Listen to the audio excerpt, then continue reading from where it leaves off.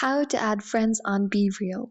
For that purpose, head over to your BeReal app on your mobile devices, and from here, you're going to click on to add friends. Into the add friends section, what you can do is you can either invite friends to be on the BeReal app by clicking on the share button right here, and you can basically send that link out to your friends onto different platforms like WhatsApp, Instagram, Snapchat, email, and so on and so forth.